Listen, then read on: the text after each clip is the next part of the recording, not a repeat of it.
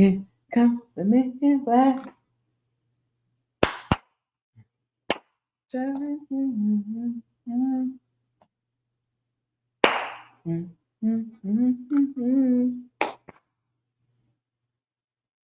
Slide with it. Just slide with it.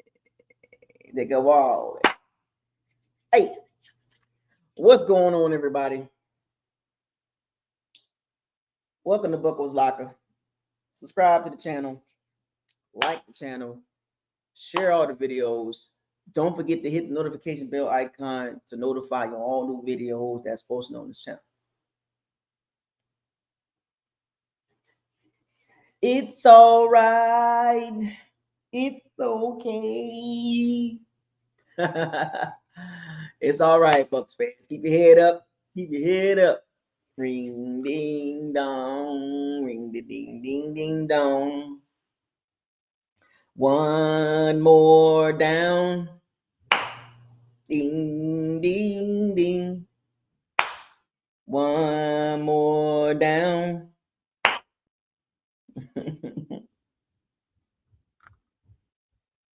What was that Phil's Collins song that we was talking about yesterday? One more possession. Come on in, folks.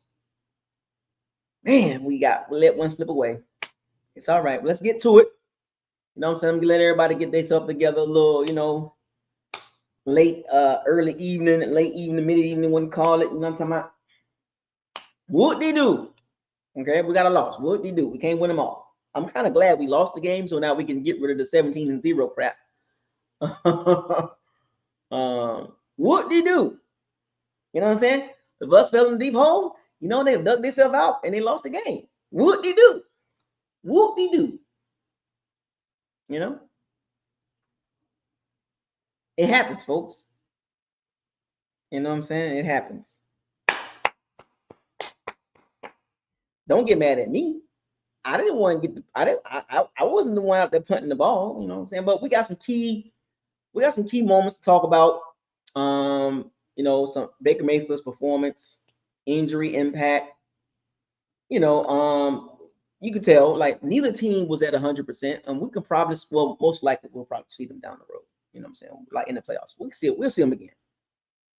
Like, look, the way the Bucs played, if once they get healthy and get kind of settled in, there's a high probability that the Bucs will see them again. Probability versus possibility, right? The probability and the possibility, or the probability is high.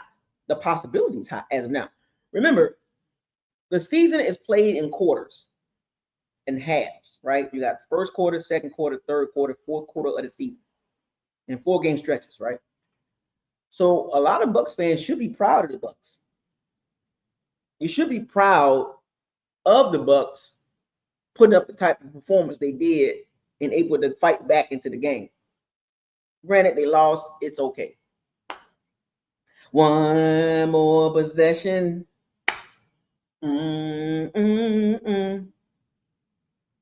Yeah, so I'm not down, right? This is not overreaction Monday and all. I'm not overreacting at all. Some of you probably tripping about the loss.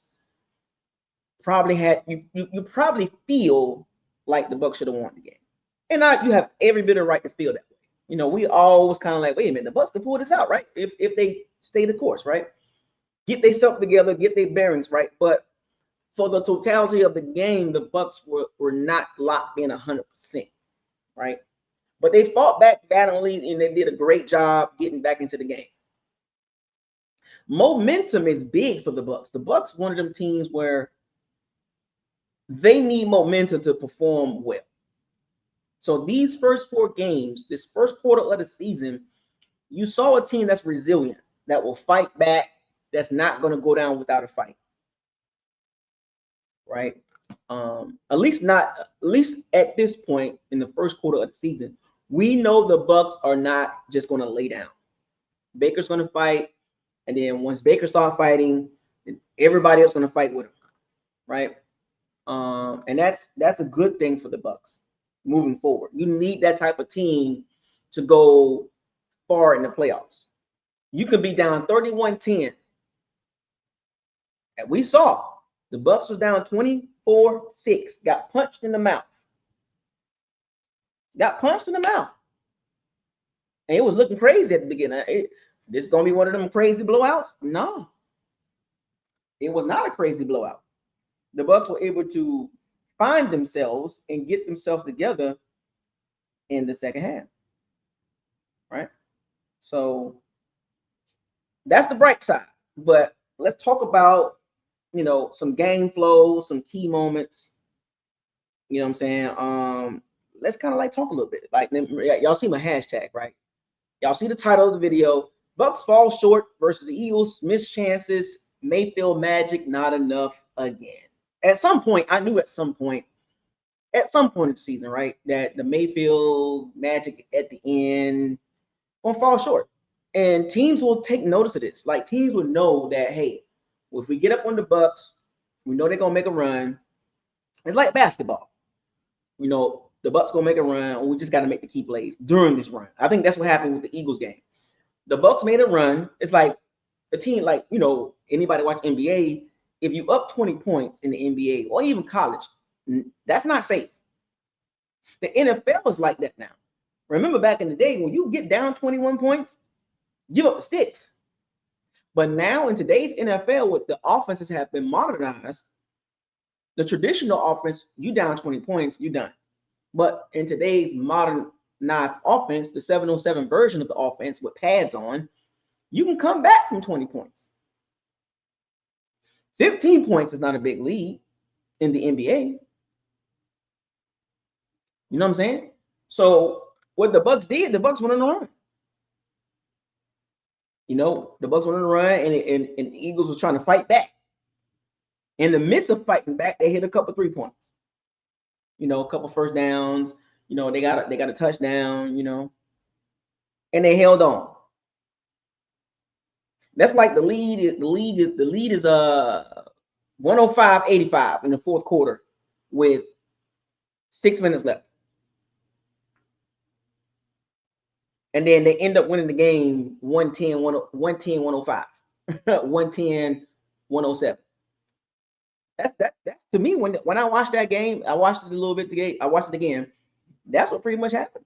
The lead was too big, and the costly turnovers at the end. You know what I'm saying? The Bucs can clean that up though. Once they get everybody healthy back. But remember now, hashtag no excuses. Okay. Because remember, when the Bucs beat teams that are injured, we clap and we chest bump like Raheem Morris. Youngry. Remember the Youngry days? Chest bump and the high five. Yeah, we beat y'all. We always hurt, but we hurt too. Well, when we lose, we got to lose with class. Okay, we lost. We know we got injuries, but we cannot use that as an excuse on why we lost the game. You look at what happened in the game, not who didn't play the game. Of course, if we had Luke Gedeke back and a more healthier version of Tristan Wirfs and Godwin and Evans and J-Mac and the Cody Mulch and Closet Clancy, great. But that's not what happened yesterday. Okay? It's okay. So key moments, game flow, right? And we got a game flow here. Early hole, the Bucs trailed 21-3 in the first half. After a block punt and 2 short Hurts to Goddard scores. Right? 21-3. I was like, God dang. Anyway, at one point it was 24-6. It was like, luckily Chase McLaughlin hit the field goals, especially the one at the end, to give the Bucs the chance at the end to at least tie it. He missed any one of those field goals, the valiant effort would have been irrelevant. But the fact that he made those 2 field goals was huge. Shout out to Chase McLaughlin. A+. Explosive comeback. Like I said, the Bucs on a run. 2 deep, 70+ yard throw pass plays by one to Emeka and 77 yards, and then one to Bucky, 72 yards. Now, outside of those 2 plays, the Bucs didn't play great. Okay, Like outside of those two plays, the Bucs did not play great. And we all saw it, right? Coaching was wonky in the first half, 99 yards in the first half, total offense. The defense was kind of like blitzing and not filling the lanes and not being in the assignments and all that. Go watch the tape, folks. Go watch it again. But Baker got to play better in certain spots. And he did this, and he was able to get away with it because he was able to kind of wiggle out of some sacks. But as the season progressed, that will not be always the case. Okay? Y'all keep that in mind, folks. I want y'all to circle the first 4 games of the season. Right? Circle the first 4 games of the season. This will be a very, very, very, very, very, very important reminder. The magic and all that sounds great. And it'll work some games. And you might get a few of them games. But some games, you just got to win. I said this yesterday. Sometimes you just got to go out and just win the game. Like, don't have to rely on all the moxie and the running around and getting out, escaping sacks and moxie and magic and all that. And that's cool. But it also can lead to inconsistent performance, meaning where we might see more games that the Bucs play like this, and all of a sudden they go on the run because Baker runs for a first down and runs somebody over, and he gets hyped, and all of a sudden the Bucs down 28-6, down 28-3, like 28-23, like, you know what I'm saying, but lose the game 28-3, 28-23, you know what I'm saying? Like, all the late game heroics is great, but sometimes you just gotta go in first quarter, win the first quarter, win the second quarter, win the third quarter, win the fourth quarter, victory, 31-21. We need games like that. But that was an explosive comeback. The stadium was rocking in the second half. Special teams disaster. 3rd straight game with a block kick. This time was a punt. Something got to happen with the special teams, because I do not want to see this biting the Bucs in the rear end. Like 3 weeks in a row, we done seen a block kick. That's concerning. Like you don't think special team coordinators are looking at the Bucs coverage units and plotting? That's a weak link right now, folks. The kicking units, or I guess say the guys up front, not the kicker itself, but the guys up front blocking to prevent the kicks from being blocked. It's a weakness. Like if y'all haven't been paying attention the first 4 weeks of the season, it's been a lot of blocked field goals and blocked punts, and people forgot about special teams. Special teams is the 3rd phase of the team: offense, defense, special teams. And a lot of teams have been burnt by special teams this year already, and we just got past 25% of the season, and special teams have hurt teams, stop teams from getting the victory, stop teams from getting the momentum, change field position, muff punts, like all kind of stuff, flags everywhere on good returns. Special teams will hurt you and will set you back. Not set you free, it will set you back. Okay. Chase McLaughlin, 65-58 yards, monster leg, franchise record. 65 yards. That would have been good for 66 before it hit the crossbar. It might have would have hit the crossbar at 66, maybe 66. It would have been good. 67 yards would have been good. He hit that thing clean. Now, when the weather changed, it's a little different, but the ball came off good, right? Baker's performance: 2 touchdowns, 1 INT, could have been 2, right? But we don't count those. 297 yards, 149 came in 2 throws. 149 came in 2 throws. So outside of those 2 throws, we're talking about what? Under by what, 150, 140 something? Baker got to play better, man. The Texans gave Baker problems. The Falcons gave Baker problems. Even the Jets in the second half gave Baker problems. So you can see where Baker's weakness reside at.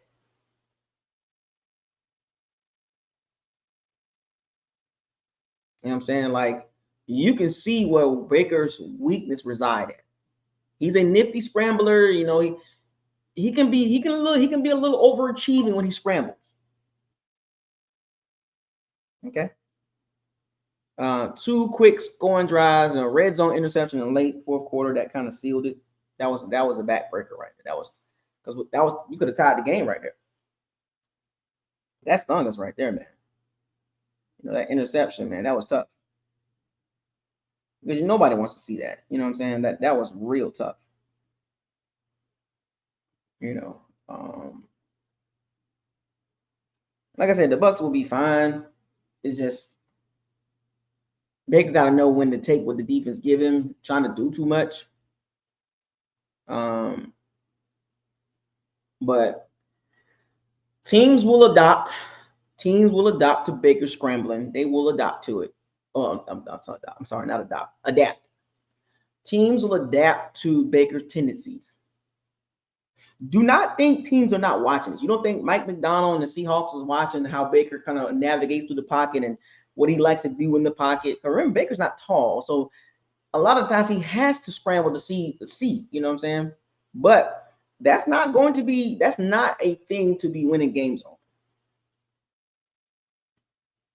I think they brought Godwin back probably one game too early because he didn't look himself. That red zone interception was tough though. That was tough. Injury impact. We know what the injuries are. The O-line held up though. Early they struggled, and then late they struggled. The run game was it was there in pockets. I thought it was there, and they didn't stick with it long enough to me. In my personal opinion, the Bucs should have stuck with the run a little bit more. The Eagles were acceptable to the run. They were open to be gashed. And for whatever reason, Josh Lazar chose not to go that route. You know, but the Bucs O-line did hold up in the middle of that game. Like they held up in the third quarter and most of that fourth quarter. But then when things got tight, Vic Fangio and that front got to him. Like back-to-back plays on go back at the end of the game, the last possession the Bucs had. It was like 2nd and 10, I believe. And then Baker got sacked. I mean, the pocket collapsed. Ben Bredeson has been an issue. Ben Bredeson, if you go back and look at that particular play when Baker got sacked at the end, they went from 2nd and 10 to 3rd and 23. Ben Bredeson, man, like serviceable at best at left guard. But he got manhandled. Zach Bond was back there. Like Tristan held up for most of the game. His run blocking wasn't like where it usually be at because I think his knee's still kind of like trying to get back right. But Tristan Wirfs is still gonna be a top dog, but you could tell he wasn't 100% because the Bucs run game was they ran the ball a few times on the left and it was some mixed reviews, right? But Ben Bredeson, man. That dude, man. I mean, the O-line, like I said, the O-line wasn't terrible, but they fell apart on that last drive. You know what I'm saying? Number 77, heck, he was doing all right, but then some moments where he kind of, didn't do what he had to do. Like even when Baker got sacked on that third down, on that second down, and then went to 3rd and 23, and then 3rd and 23, it was a little dump off pass to Rachaad White. And Baker was kind of like Baker was trying to throw the ball down the field, but the rush was starting to get to him, so he dumped it up with Rachaad White. Rachaad White picked up 12, 13 yards. Then it was 4th and 10. Then on 4th and 10, the Eagles did the exact same stunt, TE stunt. The exact same stunt, and it made Baker roll to the right. The receivers were going left. Think about it. Go back and watch it. The receivers, when Baker got the ball at snap on 4th and 10, Baker, when he hit the top of his drop and he patted that ball and he looked, the pressure was right in his face. And it made Baker go away from the receivers. Because all of them, like, if you look from right to left, they all ran, like, the receiver at the top ran a drag route. It was 2 at the, I think it was trips at the bottom, running back, one tight end. It was 11 personnel, I believe, and one tight end, one running back. And when Baker got pressured, he had to kind of roll to the right and throw back left to Cade Otton. And then Cade Otton got tackled, got blasted, got packed up, and the game was over. So the play, it looked like it was going to be a hook and lateral too. Like it looked like Cade Otton was going to catch it and then lateral it to Rachaad White. It looked like Rachaad White was calling for it. Go back and watch that play. I think it was going to be a hook and ladder. It was going to be something like that. Cade Otton was going to catch it on a drag route and then toss it back to Rachaad White and then be the lead blocker for Rachaad White. That's what I thought. But, you know, dang, man, you know, then that was the game, you know. So the defense, I mean, allowed 3 TDs in the first half. You know, second half, Eagles had 0 passes, 0 yards. Yeah. Levante Winfield Jr. led the charge in that effort. On the defense did what they're supposed to do. You know what I'm saying? The defense did what they're supposed to do. They made Jalen Hurts read the defense. He cannot read defense, folks. A lot of teams should take notes on Todd Bowles on how to defend Jalen Hurts. The Eagles' pass play concepts in the second half were JV. When you got A.J. Brown and Devontae Smith and Dallas Goedert, and you can't get them one catch in the second, you can't get them yards in the second half. What kind of play call? JV play calling by their OC.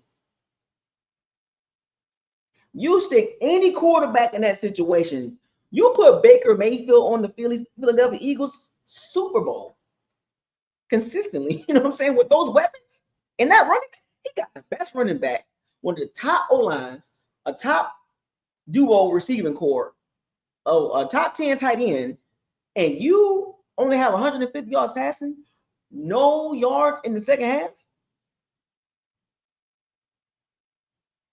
Like, what kind of play calling is that? Interesting, right? Discipline and execution. Penalties, man. Had a couple penalties, missed tackles, blown coverages. Special team coordinator under fire. 3rd block kick in 3 weeks. That is grounds for termination. Discipline and execution has hurt the special teams. Even when Cam Johnson had some good return, you know, flag. Then they called another one, but it got picked up. Like every time, the Bucs special teams have been the thorn on their side. Now, what does this mean for the Bucs? They're 3-1.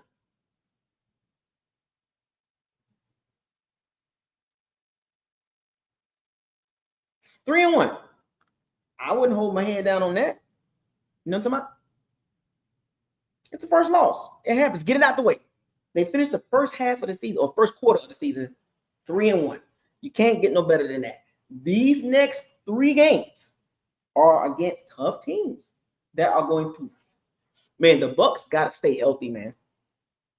You can tell. If they stay healthy, they're going to go a long way. Evans out for another game or 2, all right? McMillan coming back in a couple of weeks. Tristan Wirfs going to get back in shape. Dobbs going to get back in shape, right? Just get healthy. But these next 3 games, don't get beat up because the Eagles and the Texans was beating the Bucs up. The good thing about it is the Bucs have played the first 4 games. They played the Falcons defense, number 2 in the NFL. The Texans defense, top 5, I believe, in the NFL. And the freaking Eagles defense, roster-wise, pass defense really good. Right? They play some tough teams. And they're beat up pretty bad. And these next 3 games, they're going to get beat up some more. But you got to fight through it. Because the Seahawks, they're going to beat you up. Up front, and we'll get into that. They got Byron Murphy, Leonard Williams, Gerard Reed. They got the pass rush on the outside, Owuzu. They got Ernest Jones, the linebacker. They got Devin Witherspoon and Tariq Woolen. They got Julian Love. They got a good defense too. Another playoff caliber test next week. The Bucs can't lose that game. Hopefully, we'll talk about that. But Mayfield's leadership will be tested these next couple weeks. The late game heroics, I'm all for it. But sometimes just go win the game so we can avoid all the late game stuff.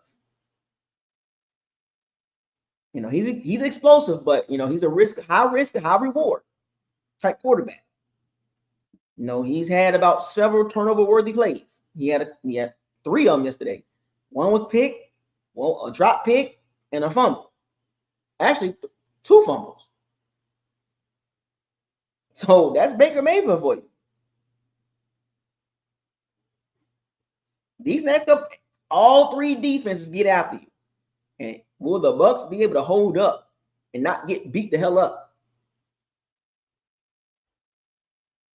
Don't get beat the hell up these next 3 weeks. Come out of this 2-2 at minimum. I would love to see a 3-1 to win 3 games in a row, but 2-2 at a minimum. I'm talking about.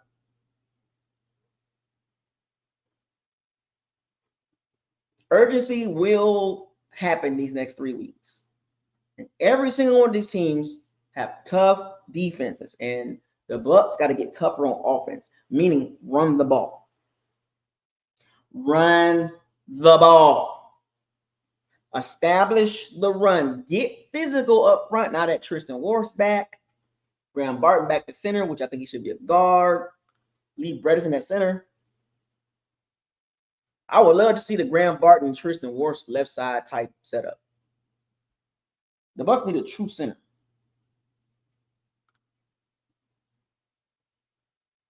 Bucky had some good runs. He had over 150 yards total offense. But the Bucs didn't stick with it. Rachaad White didn't run the ball well. But Bucky did.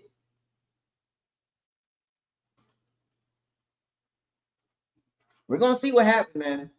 I just wanted to give y'all a post-game recap. The play calling, man, look, man. First half, it seemed like the first half, the Bucs had to scratch to get a yard.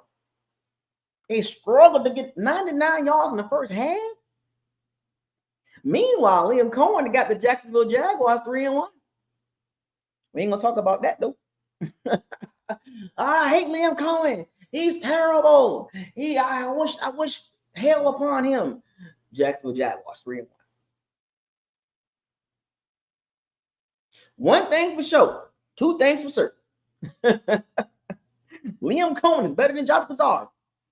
We see who was calling the plays. Third down coordinator, that's cute. It's a whole lot different when you got to call plays. My brother told me during one of the series offensively, Josh Kazar was shaking. He was holding the play sheet, but he was shaking like a salt shaker. Shaking like a salt shaker. That play sheet was shaking like a salt shaker. I had to laugh when my brother pointed it out. He was like, "Man, you said Josh Kazar was nervous. That play sheet was shaking like a salt shaker. He didn't know what to do." Y'all didn't see that? In the 4th quarter, about 5 minutes left. Go look. About 5 minutes and 1 second. Go from 5 minutes and 3 seconds down to about 4 minutes and 52 seconds. Right in that little range. He was shaking like a salt shaker with that play sheet. He was fumbling and stumbling. He was like, "Oh, what do I do? Oh, whoa. I've never been in this situation before. What do I do?" You can see it.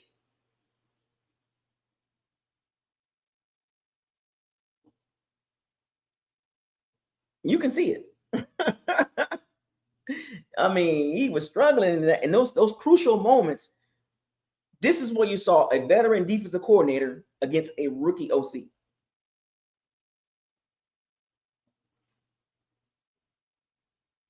Yep, Vic Fangio versus Josh Kazar. Victory, Vic Fangio. And remember, the game is decided in a few plays. block punt, Baker pick, sack on third down that made it 3rd and 23. Like the game can be, it can go from, it don't matter how close the game is, but when you look at a few plays in the game, it decides the outcome of a game. The block punt, number 1. Interception, number 2. Bucky fumble, number 3. 3 plays right there. Some people say Liam Cohen should have been the head coach. We'd probably still be 3-1.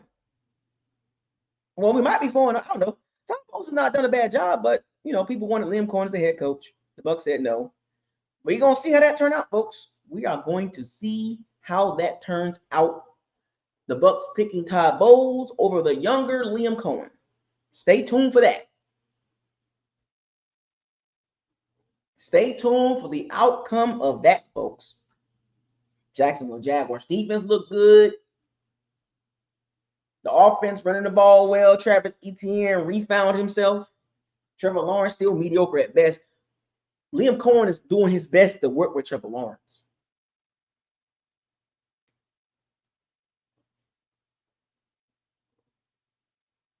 But Josh Gazzara was shaking like a salt shaker.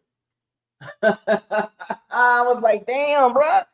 Gather yourself together. Don't be scared of Vic Fangio. Remember, next week he got to deal with Mike McDonald. Then after that, he got to deal with Robert Saleh.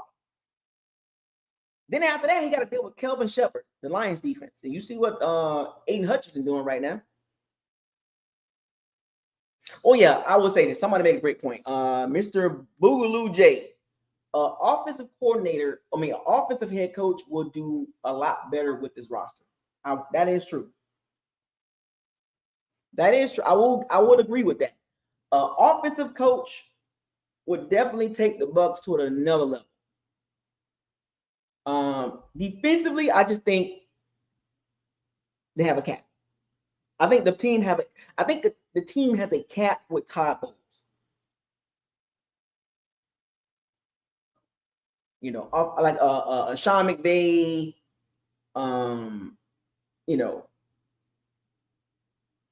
a Kyle Shanahan type coach, a Mike McCarthy, like an offensive coach would take the team at a higher level because he'll get a lot out of the offense.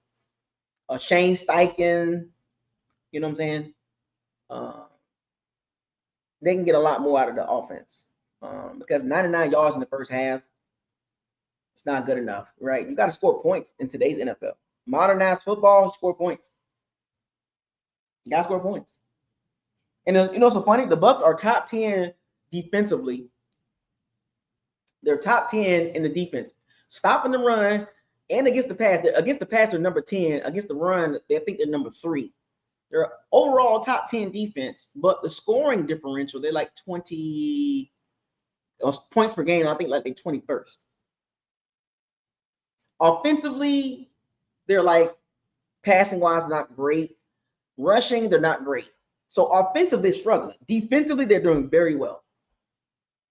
But no, that's injuries and all that. But I'm just saying, that's kind of give you the tale of the defense going to have to carry the load until the offense get themselves together. You know what I'm saying? We saw this last year. When Godwin and Evans got hurt, you know what I'm saying? The defense had to do their thing. But stay tuned for the Liam Cohen situation. That's starting to kind of look, all right, we're going to see 3 years from now. Liam Cohen is young and Todd Bowles is up in his age. We're going to see. If Jacksonville Jaguars keep winning, and they get to the playoffs and they win the AFC South and the Texans, and they beat they win the AFC South by like what, 4 games, then the Jaguars made out. You know what I'm talking about? The Jags made out. And then the Bucs, they 10-7, 11-6. The Bucs went out. But long term, we'll see. But yeah, the game comes down to a matter of moments in the game. Matter of moments, man. Like I just gave y'all 3 moments. Block punt, Baker's red zone interception. It was going to be 3rd down. Or 2nd down. No, it's going to be 2nd down. It was going to be 2nd down, 2nd and 10. Just throw the ball away. Baker said, nope. And then Bucky's fumble, which I thought he was down. But those three things right there decided that game.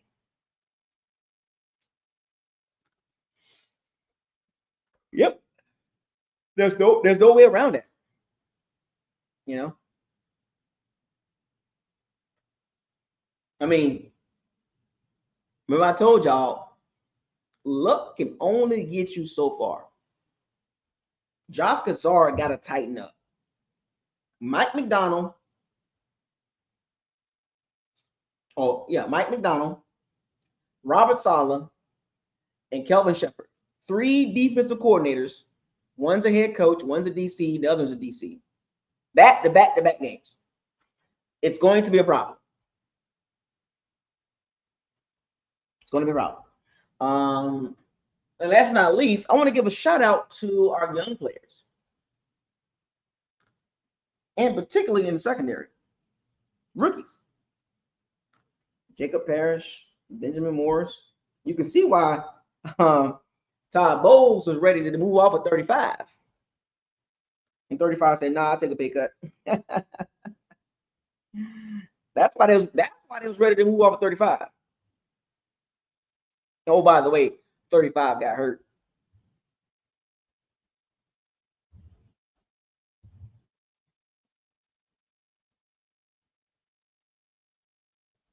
He has a groin injury. I think it's a groin injury and a hip injury at the same time. You know what that means? Benjamin Morris will be the starting cornerback moving forward. Remember, they already told number 35, hey, take a pay cut.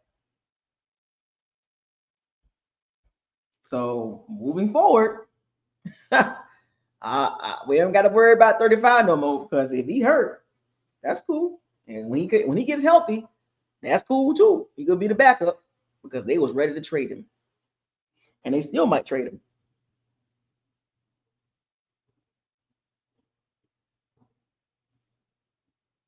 Yeah, I know. I mean, he didn't return back in the game. I noticed that, which is kind of scary. Got me a little nervous there. So that's one thing about Morrison though. Injury prone, man. I hope he don't turn out to be an injury prone cornerback.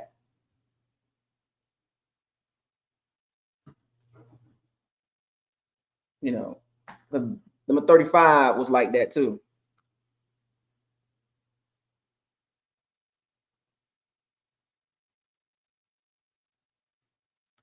So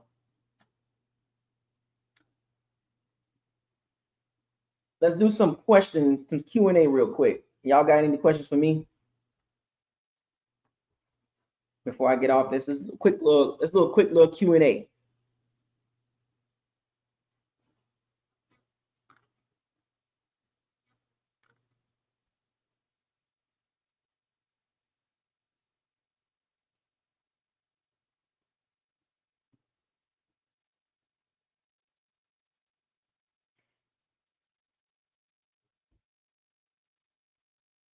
You got any Q&A for me?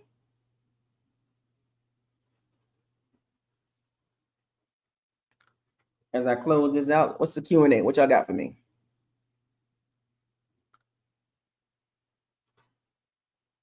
We got a line full of Jags.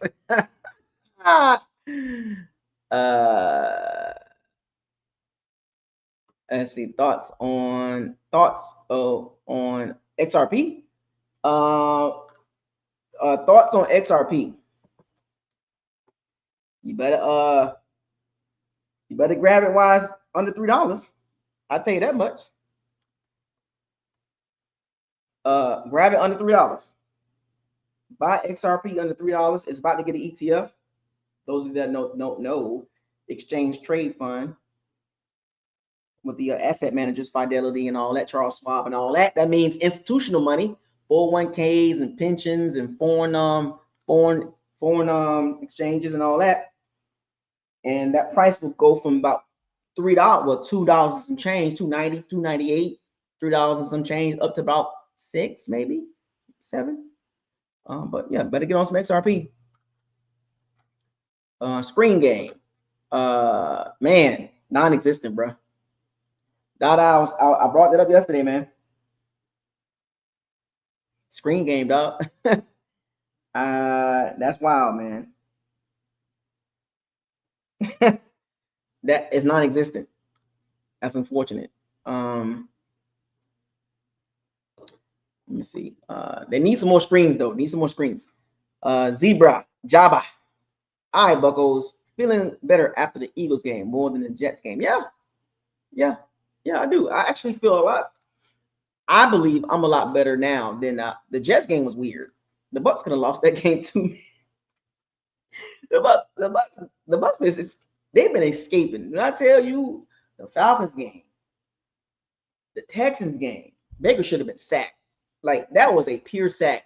Tolu should have sacked him. Game over. Went the wrong way. I mean, he not the wrong way, but mistimed his angle. The Eagles didn't mistime it. But I feel better though. I'm better. I don't feel better. I am better.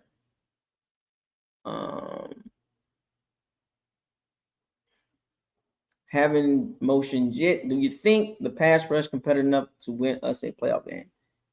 The pass rush by itself, no. The pass rush with the blitz, yes. With the blitz, yes, but not just rushing forward. Because better coordinators will call better games. As the season go along, the Bucs will expose their tendencies. Every team will expose themselves to tendencies in situational football. And the Bucs, we know they're a heavy blitz team, but the fact that they changed their defense because Jalen Hurts, the Eagles was prepared for the Bucs blitz. They were prepared in the first half. You saw that. So a playoff game, win a playoff game with the defense just rushing 4 and dropping 7, no. They'll get picked apart. Because you can't cover somebody for so long. If you ain't getting no pass rush, you're gonna get ate up. Especially when running quarterbacks. Let's see. Is Baker a Super Bowl quarterback? I don't know. I mean, I don't know. That's a hit or miss one right there. Get back with me on that one. Get back with me at the end of the season. It's hard to say right now because the late game heroics, that's cool, but long term, that's not going to work. Not going to work. Got any more questions for me?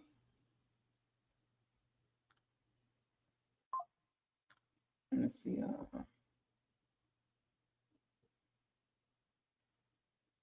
Rashad White has poor vision as a running back or not? Yes. He always had poor vision. He'll give you some good runs, but for the most part,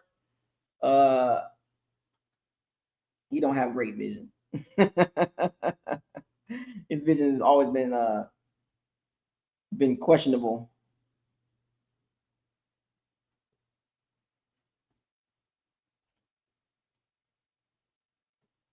Questionable vision. Yep.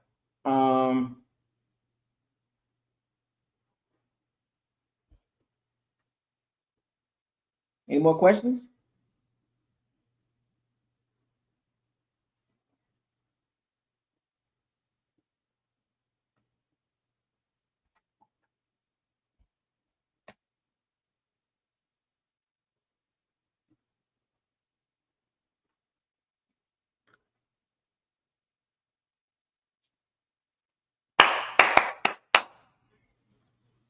Uh,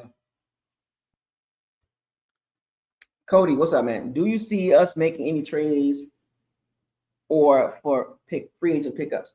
They need to do something. They need to do something. I'll tell you that right now. They need to do something, especially on that D line, bro.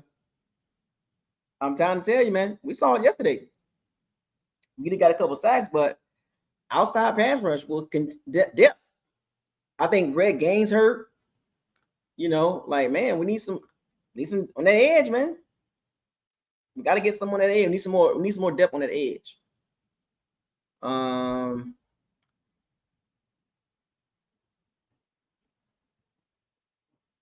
Let's see. Edward Graham, Isaiah. Do you think that Baker's INT was his fault or not? Yeah, it was his fault. What do you mean? Yeah, that was his fault. He shouldn't have made the throw.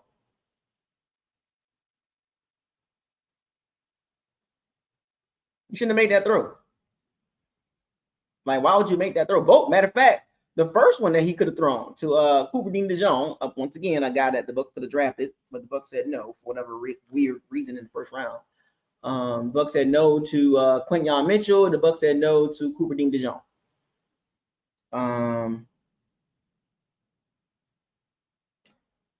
Somebody said in the chat that Benjamin Morris is hurt. Is that true? Let me look this up right quick.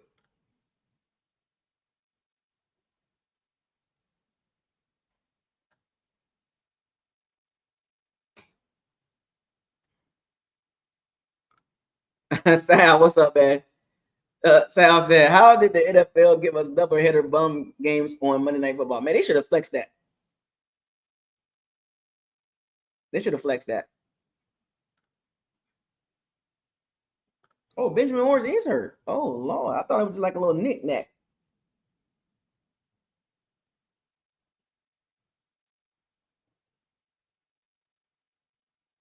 Hamstring injury. God damn. That's not good, folks. That's not good. It's not considered to be major. Yeah, it's not a major injury, but they're gonna monitor the progress. I mean, he's a young guy, so I'm pretty sure he might not play this game Sunday. But the fact that damn, hamstring, man. Damn. Not good, man. Not good. I hope he don't be an injury prone guy, man. So when you have a hamstring injury, you have to be very, very careful. You know, especially if it's not like a really bad, like if it's a slightly pulled hamstring, you want to make sure it's like a week, like 1 week before you put him back out there. Because if you put him back out there next week and he injures it again, then he's going to be out for a longer time. And then that's the future. You got to protect the future. That's unfortunate that he has the injury. That's unfortunate. Damn, man.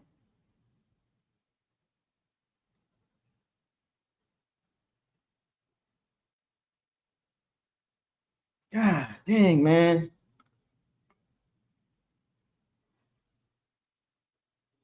The Bucs are banged up for real.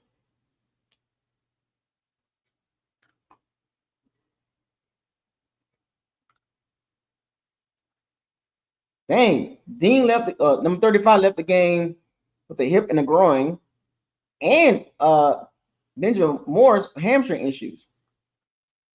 Hassan got a stinger. They say monitor for concussion, but he got a stinger.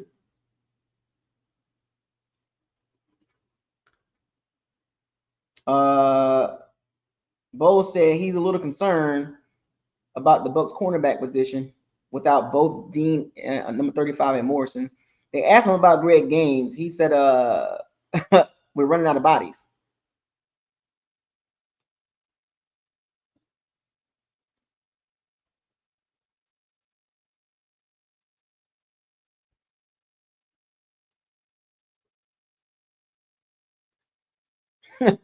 It's on my Baker Mayfield interception. Yeah, it was his fault. Both of them. It was bad throws. Like the one that Cooper Dean DeJong dropped, and the one that he threw throwing the back of the end zone with Chris Godwin. I mean, he got tipped because he shouldn't have made this. Like, fam, the Baker heads, man, they gotta stop this, man. It was his fault. He shouldn't have made the throw. Like, how you gonna justify that? You can't justify that interception. It was his fault. Then what was he supposed to do? Throw the ball away.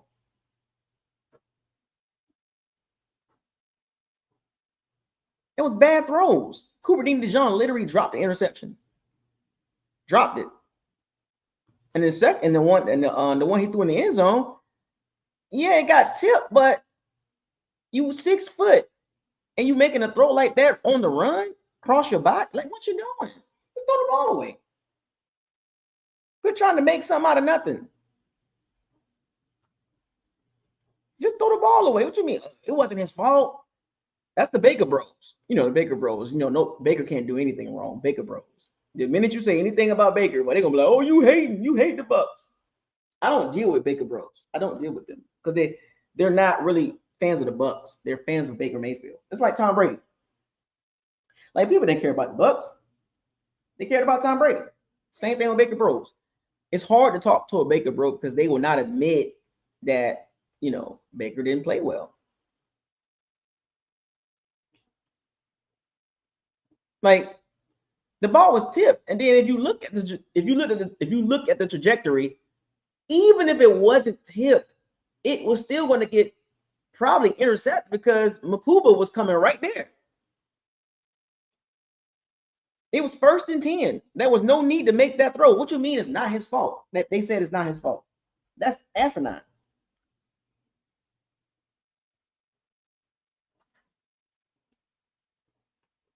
But Bo said we're running out of bodies. Oh man.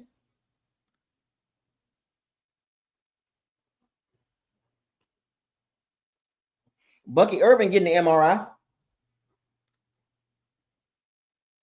I don't know what he getting the MRI on. Maybe his ankle or something like that. I told you, man, Bucky's small. I'm very worried about him.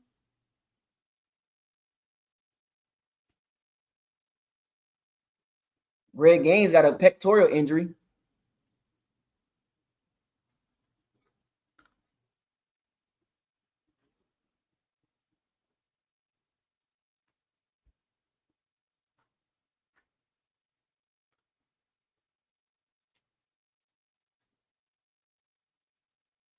Greg Gaines pectoral injury.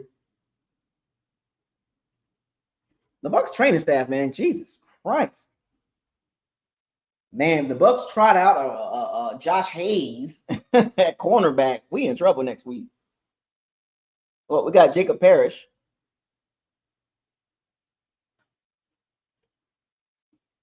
We got Jacob Parrish can play outside, and then you put Tyke Smith back into the nickel, and put Merriweather back at safety. Yep.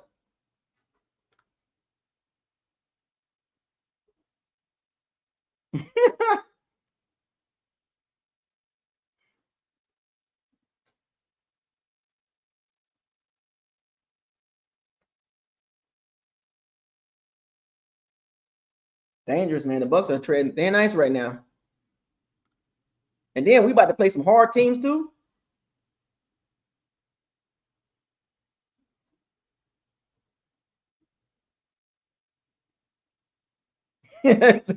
Somebody said the brittle Bucs strikes again. They called them the brittle Bucs. Golly. Yeah, Izzy and out for a couple games too. Yeah, Parrish is gonna play outside. If number 35 and Benjamin Moore's got to miss time, they'll put Parrish on the outside.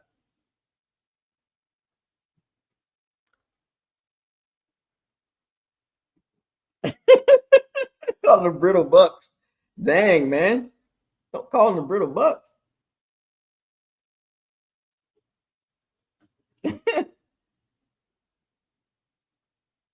Sometimes these injuries will catch up to Bucs. The injuries will catch up to the Bucs.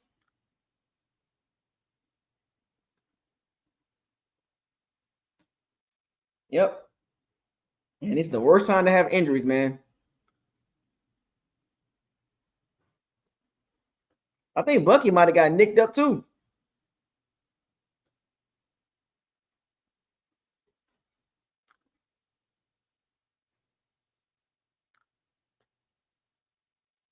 I'm a little worried, man. All these MRIs.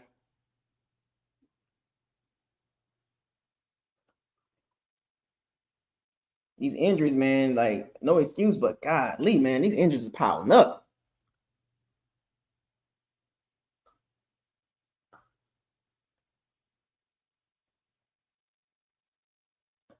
I literally told y'all before the season start, the Bucs are top heavy, and they cannot afford injuries. The Bucs don't have the depth like that. No team, there's a lot of teams don't have that type of depth, but the Bucs depth is getting tested.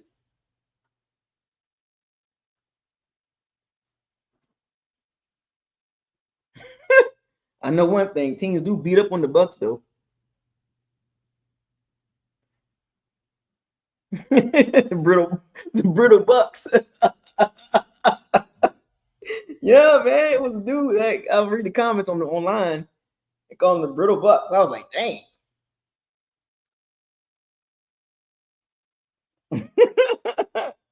Yeah, the conditioning, man, bad, man. I don't know what's going on.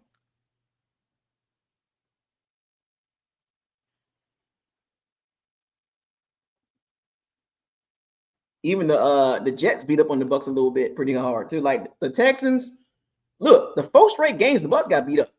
Like for real, they played 4 straight teams that beat up on it. They beat up on the Bucs pretty bad. Like they was hitting harder than the Bucs. Like they was laying the wood. Like the Texans game, they were laying the wood on the Bucs. I'm like, God, what the Bucs gonna fight back? Like they got the dub, but God damn, the Bucs need some dogs. Like fight back. You know what I'm saying? The Eagles out there laying the wood. You know what I'm saying? The Falcons was laying the wood on the Bucs. The Jets was laying the wood in the second half. I'm like, God damn, like why the Bucs can't lay no wood on somebody? Why can't the teams that play the Bucs come out of the games all hurt?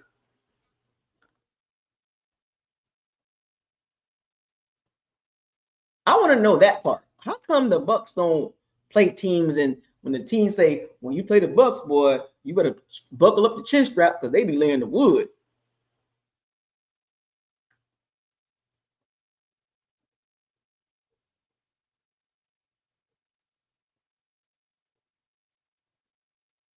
And the problem is that they sold the Bucs are so top heavy, all their top guys damn near playing 100% of the snaps.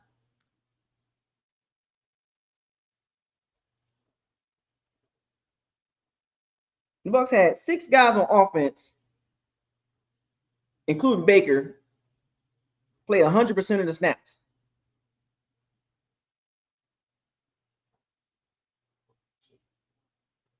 2 on defense that play 100% of the snaps. Levante David and Zion McCullough.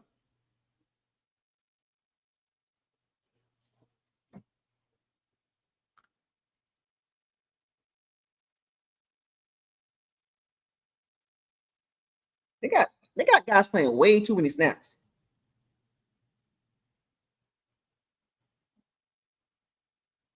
So many snaps, man. Like a lot of our top heavy guys playing way too. Them, I don't know. Can the Bucs legs hold up? Like this is why you got to have depth.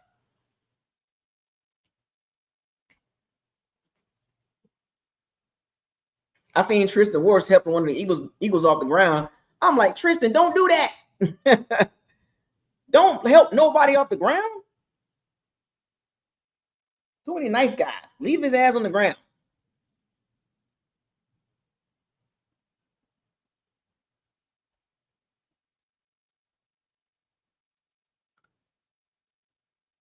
We got way too many guys playing 100% of the snaps.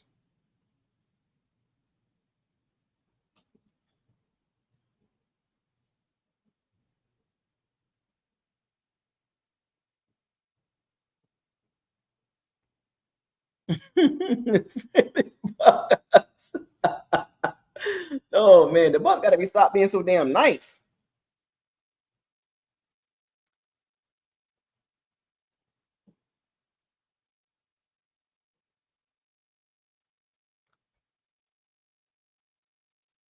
I saw Tristan Wirfs helping the Eagles player up. I'm like, what are you doing, Tristan? Leave his ass on the ground. Don't be helping nobody up.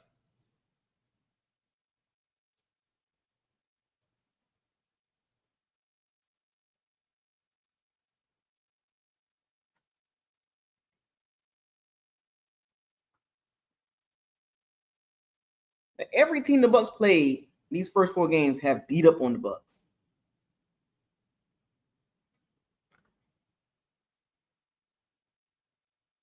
Physical games.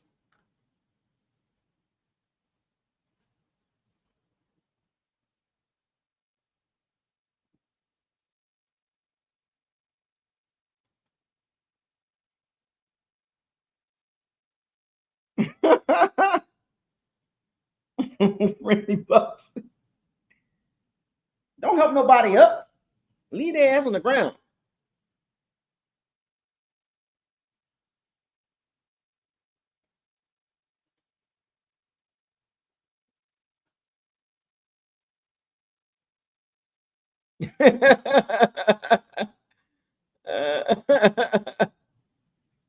Yeah, man, the Bucs gotta tighten up, man. We'll be all right.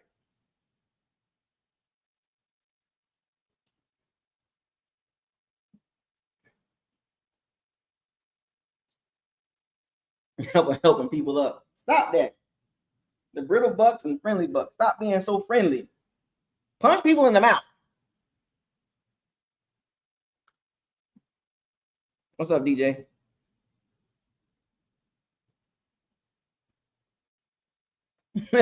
Or they bringing in they bringing in another punter. Yeah, they quick to get rid of punters, but them D linemen, they ain't talking about no D linemen or edge rushers. Nope, they don't want to add no more of those. But they'll add some more punters. Yeah, we got to get another punter, which is true. But man, add some D linemen too with some edge rushers.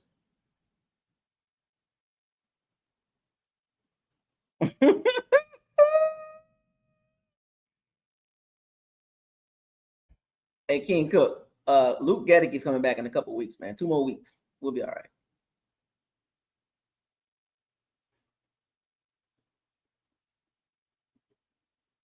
Yeah, I'm a little worried, man. Bucky got to get an MRI.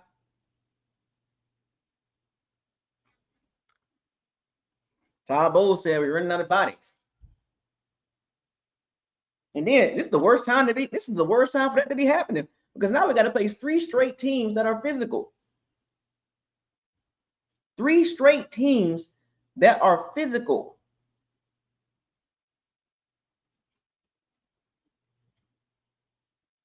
Three straight hard-nosed games these next 3 weeks.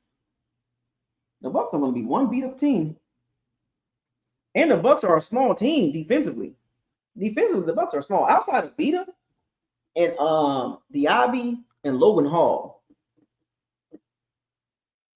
like overall, the Bucs are not a big team.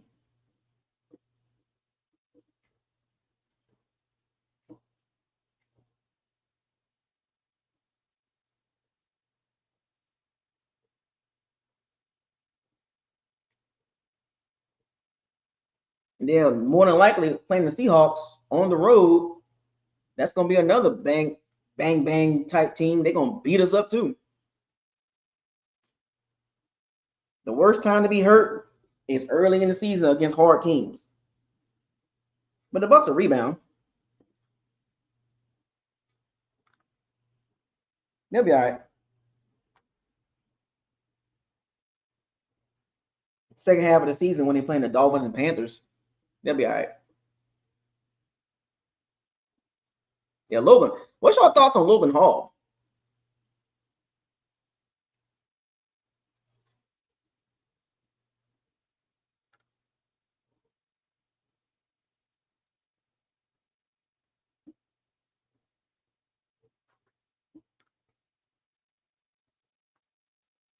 He's supposed to make that jump. Braswell, I ain't seen nothing from him.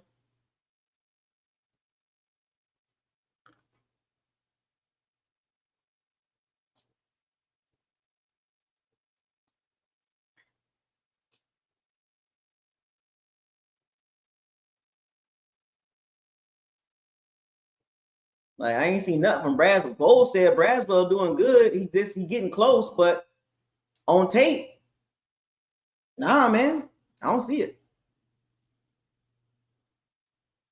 He said Braswell on kickoffs. He said Braswell on kickoffs. Damn.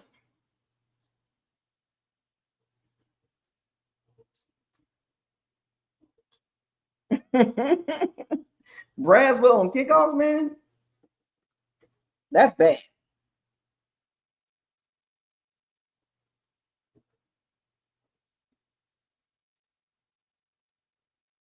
When do you put good players on kickoffs? Like, damn, they put Braswell on kickoffs, man. Yeah, Elijah Simmons and Elijah Roberts, man, they do look better than Logan Hall.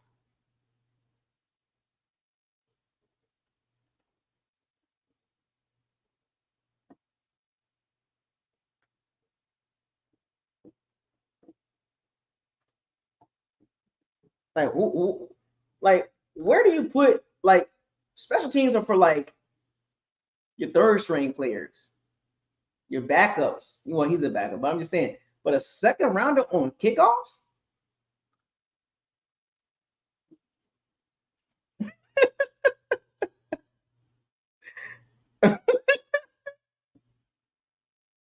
Braswell on kickoffs, man. A second rounder on kickoffs, man. Second rounders are starters. Second rounders are starters.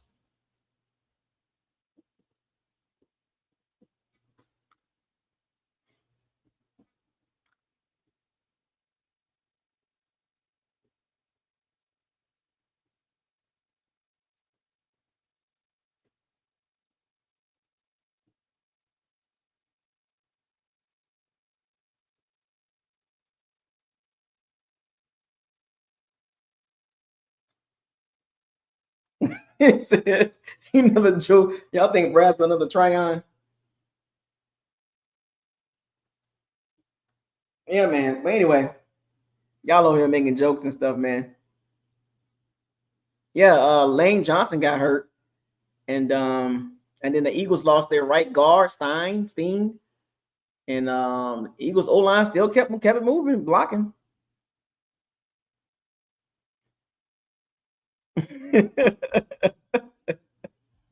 Y'all leave Yaya Diaby alone, man. Don't call Braswell a crash test dummy. Don't do that. Don't do that. Don't do that. Don't do Braswell like that. He's a second year player, man. Don't do that. Y'all be nice, man.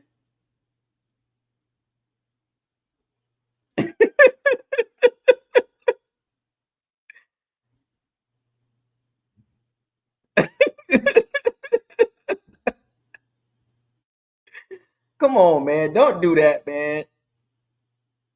Don't call Braswell a crash test dummy, man. That ain't right.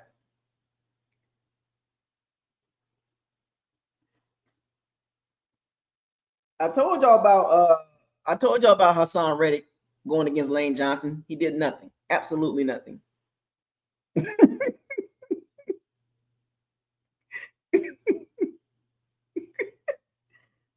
don't don't call Braswell a crash test dummy, man.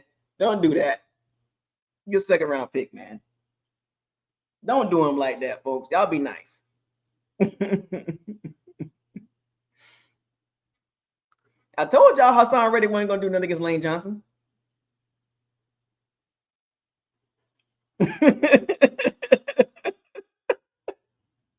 I told y'all Hassan Reddick was not going to do nothing against Lane Johnson. Told y'all. And Lane Johnson got hurt in the second half. And I still didn't hear nothing from Hassan Reddick. $14 million.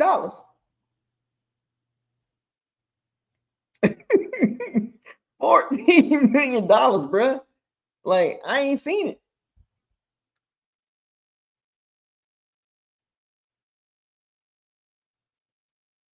I told y'all before the game started. He wasn't gonna do nothing against Lane Johnson. Yaya Diaby did nothing against Jordan Mailata. I told y'all before the game started. Good luck with those tackles. Good luck. Good luck. And then now you got to play Seattle. They got Charles Cross and Abraham Lucas, two good young tackles. Abraham Lucas, a third round pick, and Charles Cross was a first round pick for Mississippi State. Yep. So now you got to deal with two young good tackles that can move. All right. Good luck, Hassan Reddick and Diaby. Good luck. Charles Cross got good.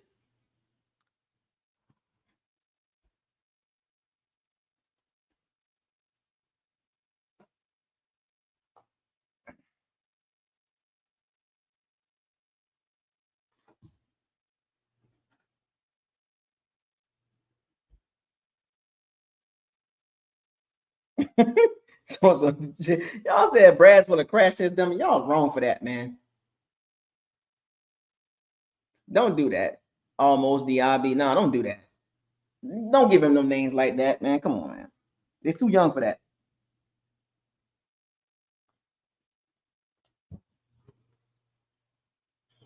But yeah, Bucs got to tighten up these next couple games, bro. It's gonna be tough. Hashtag no excuses, man. As I wrap this up, gave y'all an hour for a recap, Q&A, talked about some things, and we're gonna talk about the Seahawks game. Another tough test, tough defense. Man, dang, man, all these injuries. Got to see what's going on with Diaby and Benjamin Morrison, number 35.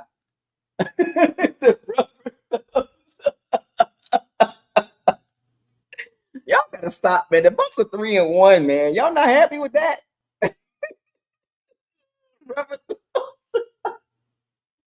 Come on, man. Rubber thumbs, man. Man, come on, man. Rubber thumbs.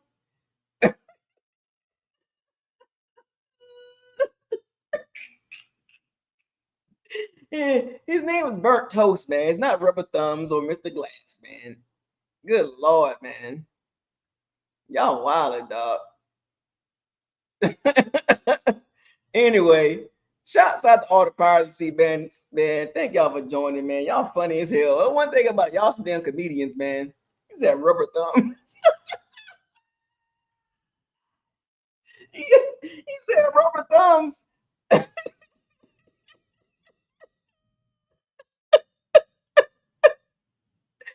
Absolute Joker. Absolute Joker, man.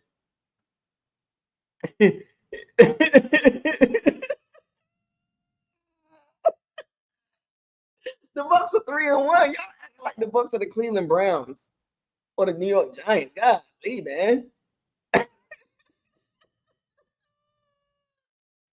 looking like absolute Joker right now. I'm looking like absolute Joker. Goodness gracious, man.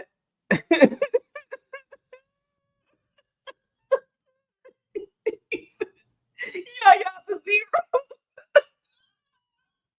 Chose the right number. He's a zero. Oh man, y'all funny as hell, man. Y'all, man, I know y'all some goddamn comedians, man. Calling me people crash test dummies and rubber thumbs and zeros. Come on, man. What y'all doing with 3-1?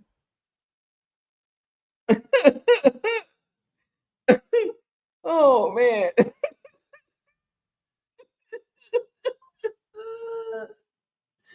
Boy, y'all, y'all call that man a crash test dummy? Oh my gosh, bruh. Call that man rubber thumbs? Damn, boy, y'all some ruthless people on this thing, man. I rock with y'all, man. Y'all my peoples though. Y'all got some jokes today, boy.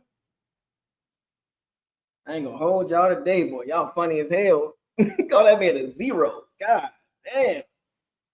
He chose the right number. He a zero? God dang. Crash test dummy, rubber thumbs. Like Mr. Glass? God damn. Bro. Wildin'. The Bucks 3-1.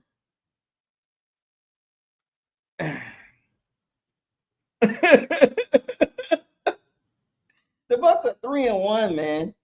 Y'all act like it, man. Y'all over here wilding out, man. Wilding out. Y'all funny, man. Got me here laughing, man. Reading these comments. Yeah, I should have traded for Michael Parsons though. Should have. Should have got, Bradley Chubb or something. Kayvon Thibodeau.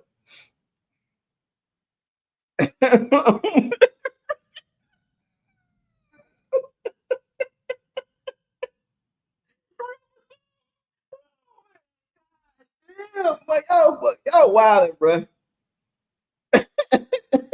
Rubber thumb? looking at my I'm looking at my thumbs right now. Oh man, rubber thumbs? Jags. Y'all make it sound like the Bucks are bad, man. They're not bad at all. I told y'all this. Y'all gotta stop that. Y'all got to stop that, man. Boy, man, I'm trying to be professional over here, folks. I'm trying to be professional. Call that crash test dummy. Anyway. Oh boy. Anyway. Shouts out to all the Power C bandits, man. I had a good laugh for the day, man. Thank y'all for joining this Buckles Like a live stream. With that being said, fire those cannons. Season day. Raise the flag. Hashtag no excuses. Hashtag what are we doing? Hashtag why? Hashtag next man up. Hashtag facts over feelings. Hashtag probability versus possibility. Hashtag don't get mad at me. I don't play the game. I just talk about it. You know what I'm saying? Hashtag no excuses, man. I'm saying it again. Hashtag trenches map. Hashtag injuries. Hashtag special ed team. You know what I'm saying? Buckles like a signing out. We will be talking about the Seahawks preview game video coming up soon. Hashtag get healthy. Hashtag get healthy, man. You know what I'm saying? Y'all enjoy the rest of y'all evening, man. Y'all so funny, man. I'll holla at y'all.